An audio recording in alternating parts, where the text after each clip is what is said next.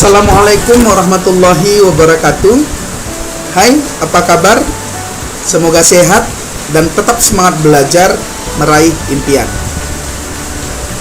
Perkenalkan, nama saya Franky Suseno Manik, mahasiswa program Magister Pendidikan Fisika Universitas Negeri Yogyakarta. Pada kesempatan ini, izinkan saya berbagi hasil belajar tentang Maximum Likelihood Estimation yang sering juga disingkat dengan MLE. MLE ini merupakan salah satu topik yang sangat penting di dalam kajian teori respon butir. Karena di dalam teori tes modern merupakan salah satu metode yang dapat kita tempuh untuk memperkirakan kemampuan peserta didik dalam mengerjakan suatu tes. Pada video ini, selain belajar tentang teori keilmuan yang melatar belakangi MLE, insya Allah kita juga akan mempraktikkan bagaimana penerapannya dengan bantuan program Microsoft Excel. Mudah-mudahan setelah menyaksikan tayangan ini dengan teliti, Anda semua akhirnya memiliki pengetahuan dasar tentang Maximum Likelihood Estimation dan nantinya dapat terampil memperkirakan kemampuan peserta didik melalui metode MLE dengan bantuan software Microsoft Excel. Semoga bermanfaat dan selamat menyaksikan.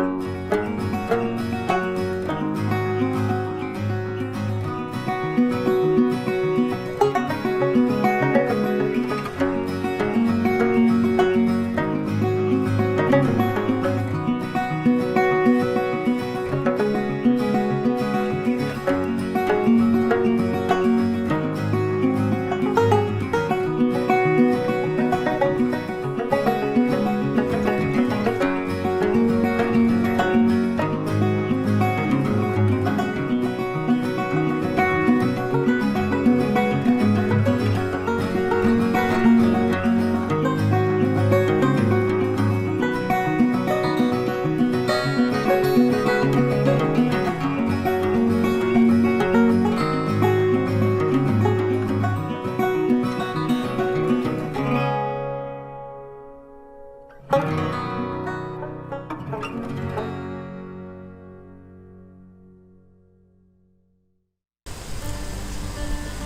bagian ini kita akan melakukan simulasi perhitungan maksimum likelihood estimation dengan menggunakan Microsoft Excel. Yang pertama, kita harus memiliki data respon hasil koreksi tes peserta didik. Pada tabel ini kita ambil sebagai bahan simulasi ada 6 peserta didik yang mengerjakan 4 butir soal. Angka 0 menyatakan responden menjawab salah pada butir soal tersebut, sedangkan angka 1 menyatakan responden menjawab benar pada butir soal tersebut. Pola data respon masing-masing peserta didik ini akan kita tentukan fungsi likelihood-nya. Sehingga pola misalnya Aurelia 0111 ini perlu kita ingat ada 001, Dina 1001, Fatih 1110, Mardi 0000, Laili 1111. Ini nanti akan kita jadikan sebagai dasar untuk menentukan persamaan fungsi likelihood-nya. Langkah selanjutnya, kita perlu melakukan kalibrasi butir tes sehingga diperoleh parameter butir untuk masing-masing butir nomor 1, 2, 3, dan 4. Parameter butir yang dimaksud karena kita menggunakan 3PL adalah A, daya beda, B, tingkat kesukaran, dan C adalah tebakan semu. Pada simulasi ini, kita anggap kalibrasi butir tes sudah kita lakukan, sehingga kita bisa memperoleh parameter yang bisa kita ambil sesuai dengan kriteria yang kita inginkan. Kalau pada praktek lapangan, kalibrasi butir ini sebenarnya dilakukan dengan cara melakukan uji tes terbatas, sehingga butir-butir soal itu nantinya memiliki karakteristik yang dapat diketahui, tingkat kesulitannya, daya bedanya, maupun tebakan semu. Nah, misalkan parameter yang kita perlukan sudah kita peroleh dengan data sebagai berikut. Butir pertama nilai A-nya 0,7, B-nya 0,4, C-nya 0,3. Begitu seterusnya untuk tiap-tiap butir. Nah, butir-butir ini kita bisa bebas memilihnya, ya. Kita bisa pilih angka sesuai dengan yang kita kehendaki. Dengan kriteria, kalau untuk 3PL bernilai atau berkriteria baik tingkat daya bedanya, kalau nilai daya bedanya yaitu A di atas sama dengan 0,5. Sedangkan tingkat kesukaran berkriteria baik untuk 3PL kalau dia berada pada rentang -2 sampai 2. C itu berada pada rentang paling sedikit 1/6, 1/n. N itu adalah jumlah option yang ada pada tiap butir. Karena tiap butir memiliki 5 option, maka 1/5 adalah 0,2. Dikatakan baik tebakan semu kalau nilai C-nya itu lebih kecil sama dengan 0,2. Nah, kita bisa pilih parameter-parameter butir sesuai dengan yang kita kehendaki. Nah, setelah kita mendapatkan parameter butir, langkah selanjutnya adalah kita perlu menentukan nilai dari peluang menjawab benar untuk tiap-tiap butir soal dan peluang pada tiap-tiap level kemampuan. Level kemampuan yang kita ambil dalam simulasi ini adalah -4 sampai 4, ya, mulai dari -4 sampai 4. Kalau misalnya Anda ingin mengambil rentang kemampuan berada pada interval -3 sampai 3 juga boleh. Tapi pada simulasi ini kita akan mencoba, ya, tingkat kemampuan berada pada interval -4 sampai 4. Jadi nanti nilai peluang menjawab benar pada masing-masing butir di level masing-masing level kemampuan kita hitung dengan memasukkan persamaan 3PL. Lalu nanti di persamaan di kolom Q ini adalah peluang menjawab salah untuk tiap butir. Kita tinggal kurangkan 1 dengan peluang menjawab benar pada kolom masing-masing butir. Nah, langsung saja kita masukkan terlebih dahulu rumus untuk mencari peluang benar pada butir pertama.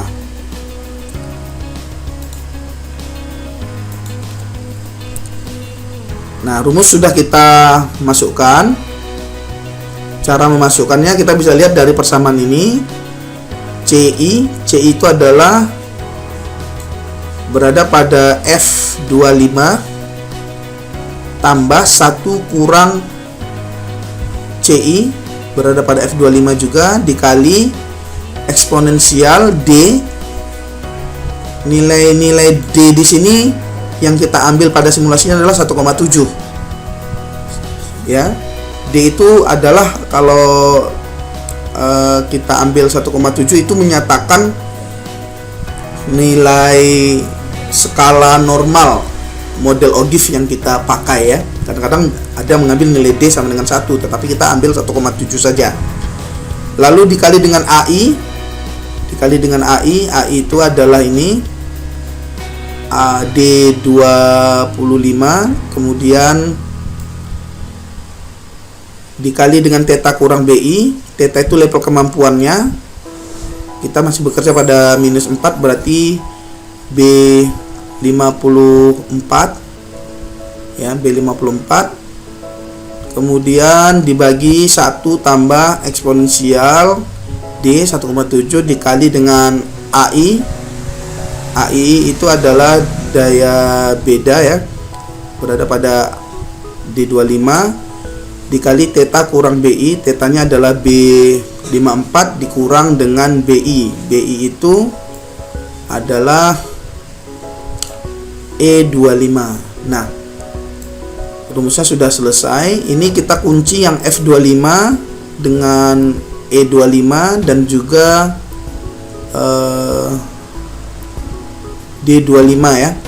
Karena untuk menghitung peluang pada butir pertama di level kemampuan theta, nanti untuk pada kemampuan yang lain nilai A, B, C nya itu juga tetap, sehingga kita kunci saja supaya waktu kita tarik ke bawah, kita drag itu tidak berubah hasilnya. Oke, lalu ini kita tarik ke bawah sehingga diperoleh nilai peluang menjawab benar pada tiap-tiap level kemampuan ya.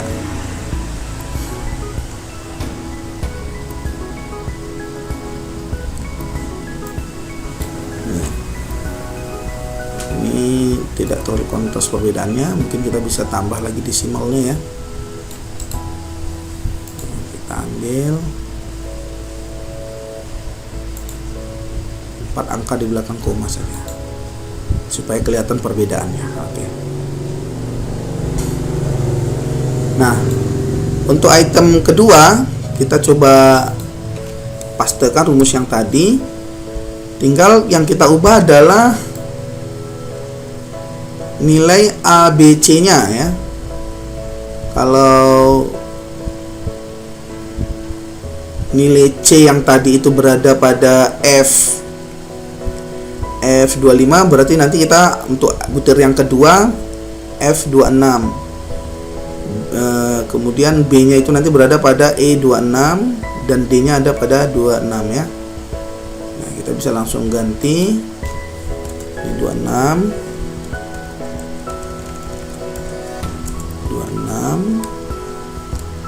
D nya juga jadinya yang 26,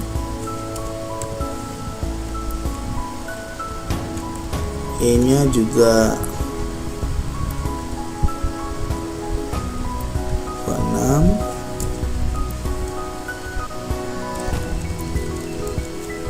ganti 26, ini kita ganti 26. Lalu tingkat kemampuan ya, tingkat kemampuan tadi berada pada minus 4, sekarang yang minus 3,9.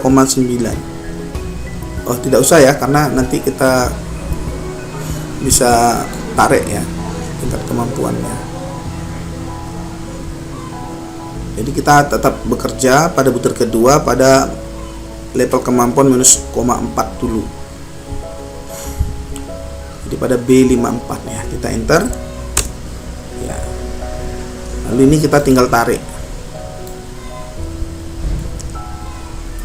Nah, jadi kita sudah memperoleh peluang menjawab benar untuk butir yang kedua. Nah, kita lakukan hal yang sama untuk butir yang keempat. Kita pastekan saja rumusnya. Ini kita copy dulu, lalu kita pastekan ke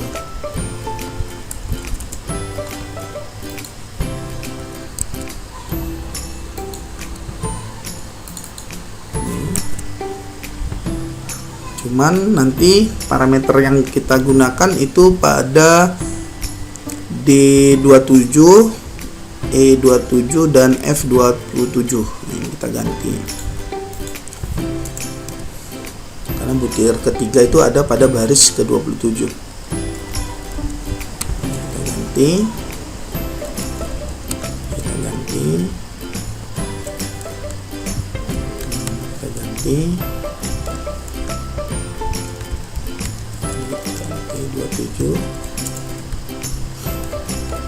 Nah, karena kita masih bekerja pada level kemampuan -4, jadi kita tidak perlu ganti B54 ini ya, supaya nanti tinggal kita tarik ke bawah. Oke. Selanjutnya kita tinggal drop ke bawah. Oke, kita sudah peroleh peluang menjawab benar untuk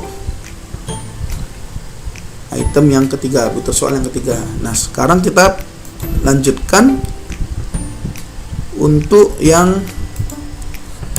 butir keempat ya. Kita copy dulu rumusnya, kita tinggal paste, namun kita ubah lagi parameter ABC kita itu berada pada baris ke-28. Jadi kita perlu ganti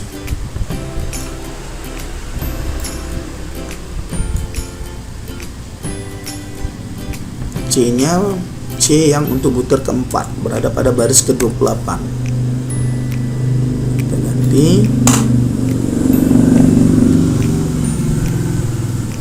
Kemudian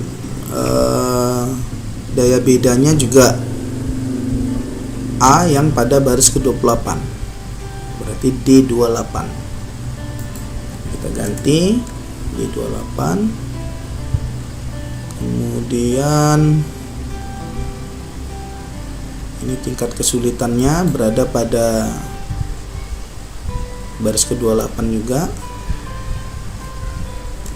28. Yang jelas kita harus sesuaikan nilai parameter butir yang sesuai yang kita perlukan. Kalau semua sudah kita ubah, kita tinggal enter. Nah, ini adalah peluang menjawab benar pada butir keempat pada level kemampuan -4. Nah, sekarang kita coba drag ya, kita drag tarik ke bawah sehingga kita sudah memperoleh semua peluang menjawab benar untuk tiap-tiap level kemampuan yang mulai dari rentang -4 sampai +4. Nah, berikutnya karena kita membutuhkan nilai peluang menjawab salah untuk nanti diestimasi menggunakan maksimum likelihood, maka kita hitung dengan cara 1 dikurang peluang menjawab benar pada butir pertama. Kita juga sudah peroleh, sehingga ini kita tinggal bisa tarik ke bawah.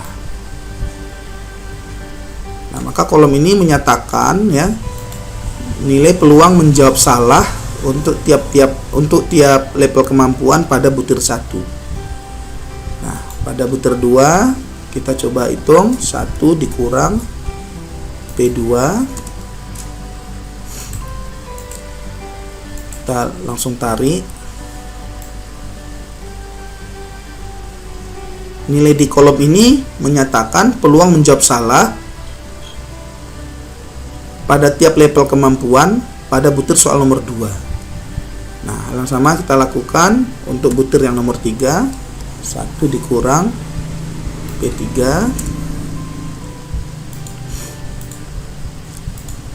Kita tarik ke bawah. Ini juga menyatakan peluang menjawab salah untuk tiap level kemampuan pada butir nomor 3. Yang terakhir itu dikurang P4. Lalu kita tarik ke bawah. Nah, ini adalah nilai peluang menjawab salah untuk tiap level kemampuan pada butir soal nomor 4. Nah,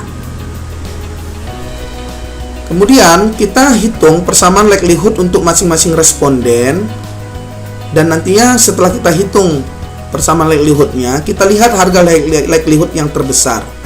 Nah, harga likelihood terbesar itulah merupakan kemampuan terbesar peserta didik. Nah, untuk menentukan persamaan likelihoodnya, kita harus ingat pola respon yang diberikan oleh setiap peserta. Misalnya Aurelia 0111 ini adalah menyatakan butir pertama salah, butir kedua benar, 3 benar, butir keempat adalah benar. Nah, rumus persamaan likelihood itu kita sudah tayangkan tadi di dalam presentasi ya. Rumusnya itu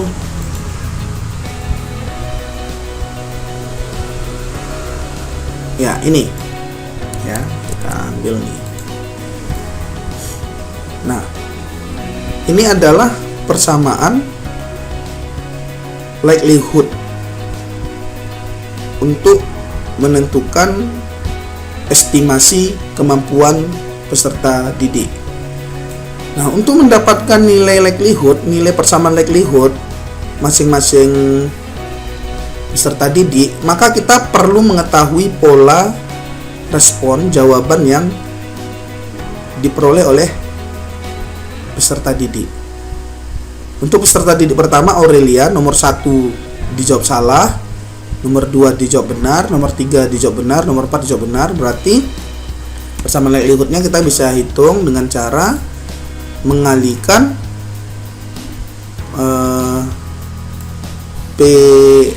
karena nomor 1 salah berarti Q1 ya. Nah, Q1,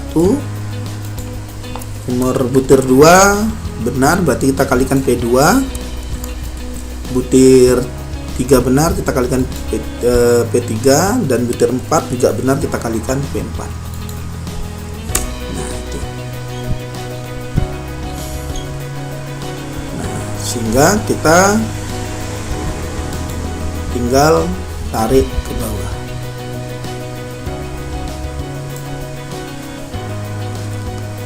Nah, nilai persamaan likelihood untuk peserta didik yang lain kita juga lakukan hal yang sama. Kita perhatikan pola responnya. Nomor 1 salah si Ahda, nomor 2 salah juga, nomor 3 Ahda juga jawab salah, namun nomor 4 benar. Berarti persamaan likelihoodnya kita ambil nomor 1, 2, 3 salah, nomor 4 benar. Berarti ini kita kali dengan Q2, kita kali dengan Q3, kita kali dengan P4 karena nomor 4 benar. Nah, ini nilai persamaan likelihood untuk level kemampuan minus 4. Kita tarik ya, kita tarik. Nah, kemudian kita lakukan hal sama untuk Dina. Dina polanya benar salah salah benar. Berarti persamaan likelihoodnya P1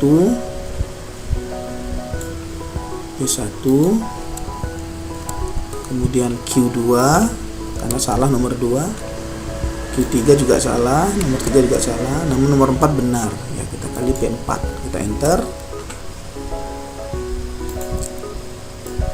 tarik.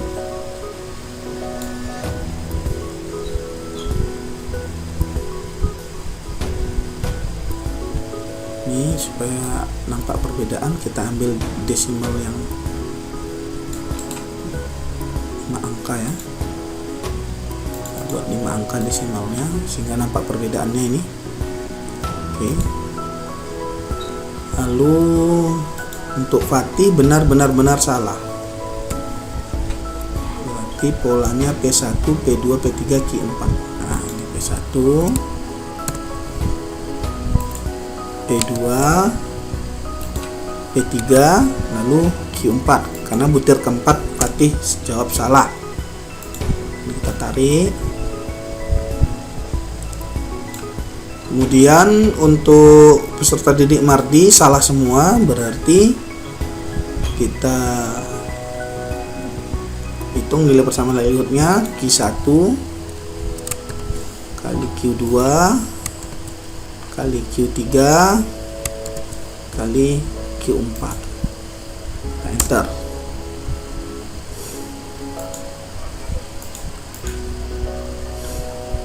Ya, kita kali Q4.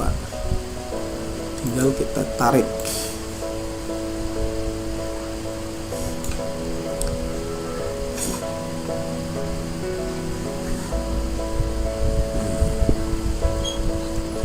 Lalu terakhir Laili benar semua, berarti nilai persamaan likelihudnya P1 kali P2 kali P3 kali P4. Oke, kita tarik ke bawah. Nah, berarti kita sudah berhasil menentukan nilai persamaan likelihud untuk masing-masing responden. Nah, kita perlu lihat manakah nilai likelihud terbesar yang diperoleh oleh Aurelia, yang diperoleh oleh Ahda, yang diperoleh oleh Dina, Fatih, Mardi, dan Laili. Harga likelihud terbesar itulah sebenarnya yang menggambarkan kemampuan peserta didik. Kita lihat misalnya untuk Aurelia yang terbesar itu nilainya berada di 0, berapa ini yang terbesar ya. Biar mudah kita bisa copy aja ini. Kita copy ini semua. Ini kita cari pakai rumus, misalnya tempat yang berbeda. Ini level kemampuan.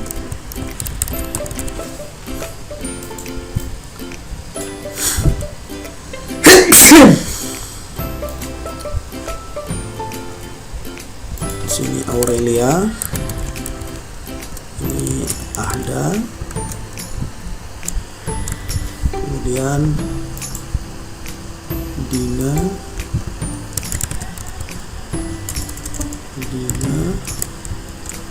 Fatih, Mardi,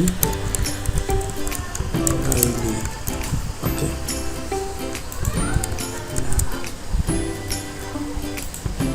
Nah, kita mau lihat misalnya Laili ya. Laili itu di kolom E.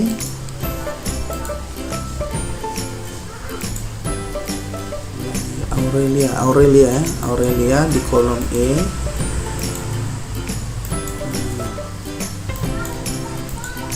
Besar. Kita level kemampuan terbesar Aurelia itu berada pada 0,7 ya, 0,7. Jadi kita bisa tulis level kemampuan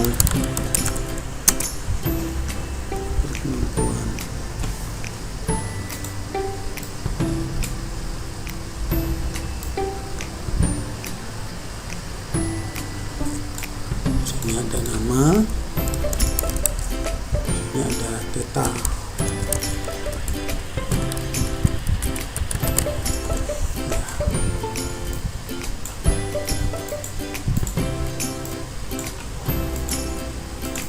Kemampuan peserta didik.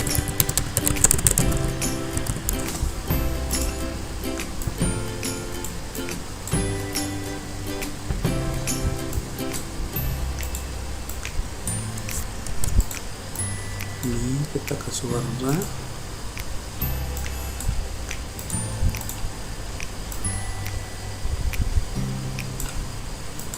Ya. T Aurelia kemampuannya 0,7. Sekarang kita selidiki level kemampuan Ahda. Tertinggi berada di mana gitu.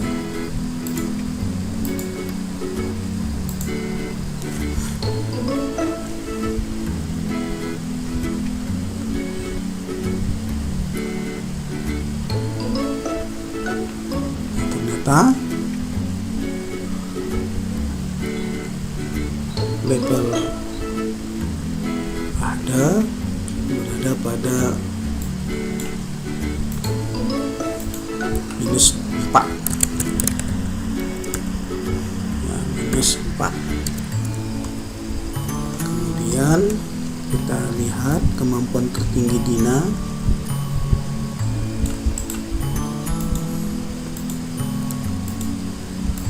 berada pada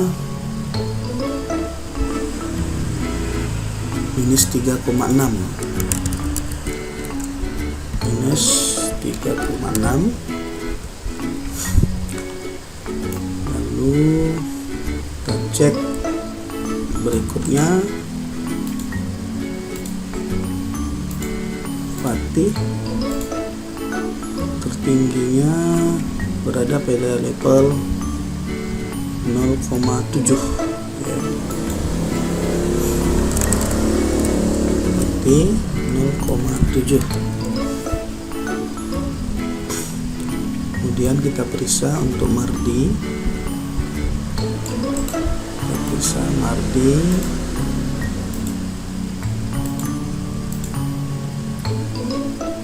Ya, -4 ya, -4. Mardi -4. Terakhir kita periksa Laili.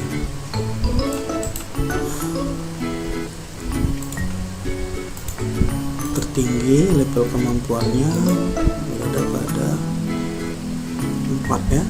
Nah, Laili 4. Laili 4. Ya. Kelihatan Laili paling mampu. Kemudian ada Fatih dan Aurelia. Kemudian ada Dina dan ada paling rendah Mardi dan Ahda ya. Oke. Nah, jadi ini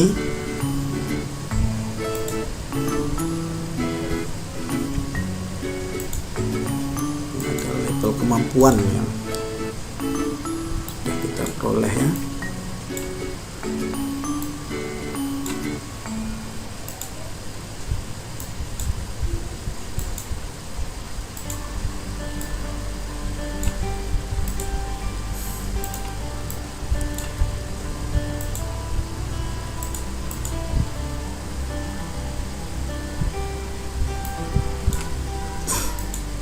Ya. Jadi nilai estimasi maksimum yang ada pada tabel bersama likelihood ini adalah kemampuan ya. Kemampuan terbesar peserta didik dalam mengerjakan tes yang diberikan. Kalau kita ingin misalnya mau mengubah skala kemampuan ini ke dalam skor nilai yang skalanya 0 sampai 100, kita juga bisa ya. Nah, ini kita bisa buat kolom nilai ya. Kalau misalnya kita mau mengubah skala logik kemampuan masing-masing responden ini ke dalam nilai skala 0 sampai 100, kita bisa hitung dengan rumus theta dikali 10 ya, lalu ditambah 50.